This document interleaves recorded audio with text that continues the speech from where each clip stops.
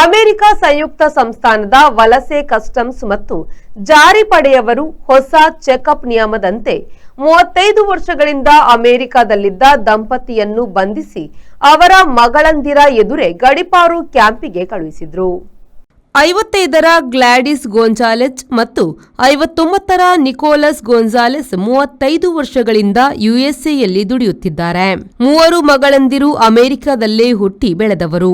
February 21ರಂದು ಈ ದಂಪತಿಯನ್ನು ದಿಗ್ಭ್ರಮೆಗೊಂಡ ಮಗಳಂದಿರ ಎದುರು ಬಂಧಿಸಿಟ್ಟು March 18ರಂದು ಕೊಲಂಬಿಯಾಕ್ಕೆ ಗಡಿಪಾರು ಮಾಡಿದ್ದಾರೆ.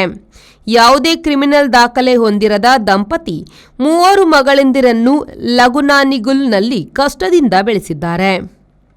ನಮ್ಮ ಹೆತ್ತವರು ಎಂದು ಕಾನೂನು ಮುರಿದಿಲ್ಲ. ಆರಂಭದಿಂದಲೂ ಕಾಲಕಾಲಕ್ಕೆ ಇಮಿಗ್ರೇಷನ್ ಕೋರ್ಟಿಗೆ ಹಾಜರಾಗುತ್ತಿದ್ದಾರೆ. ಇತ್ತೀಚೆಗೆ ಮೊದಲ ಮೊಮ್ಮಗು ಕಂಡ್ರು.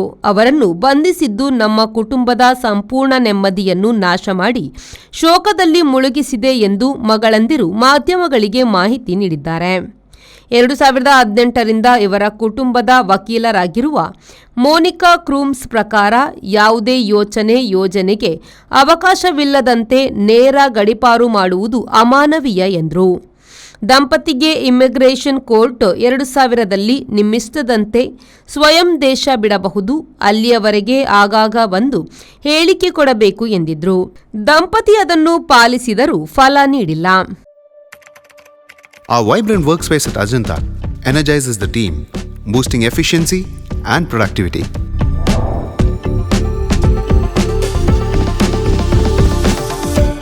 Well-designed modern conference space for important presentations with top-notch amenities, fueling our growth. We are ready to expand to Ashoka Business Center as our next upgrade. Invest in workspaces managed by Vertex. Invest smart. Invest in Mangaluru.